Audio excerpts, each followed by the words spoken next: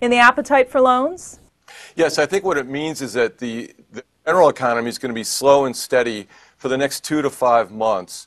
And that's good news and bad news, I guess. But we do see the index grew 1% last month, and it ended the year at 112 points. So it started 2012 at 110.8, and it ended at 112. So we ended up about a point up for the year, far less than the growth that we had the prior year, where it grew about 12 times that. But certainly, it's a positive step, a step in the right direction, and I think it just really indicates slow and steady growth over the next 2 to 5 months.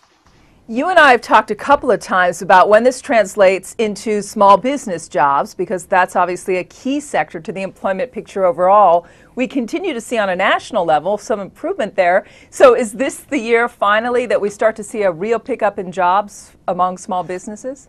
If we can get the small businesses to start investing again in a big way, if we can get back to that level where the index was at 133 back in 2007, we could see about 900,000 new jobs. Some of the latest analysis we've done shows that for every point increase in the index, you get about 42,000 new jobs in the country.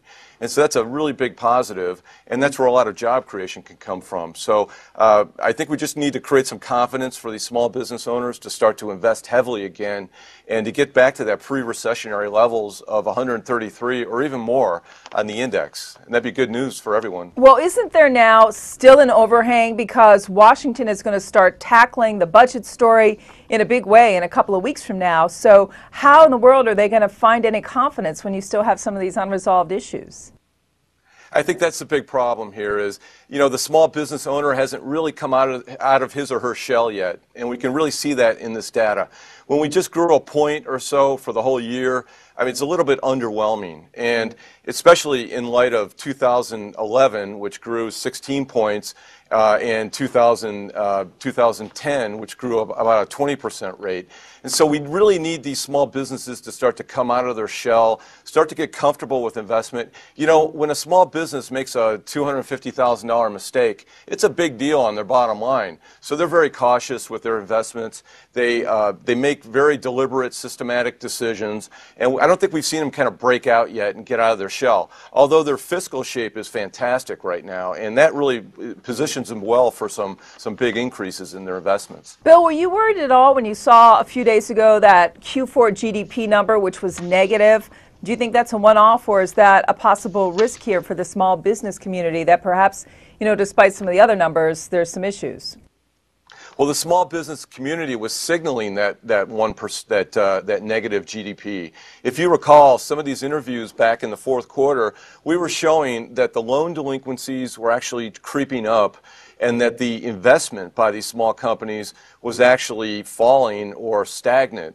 And so the index was a really good predictor of this pretty sluggish GDP we had in the fourth quarter. And that's why this number today of a 1% increase is so important, because it does show that there's going to be some slow, but we think some very slow but steady growth over the next 2 to 5 months.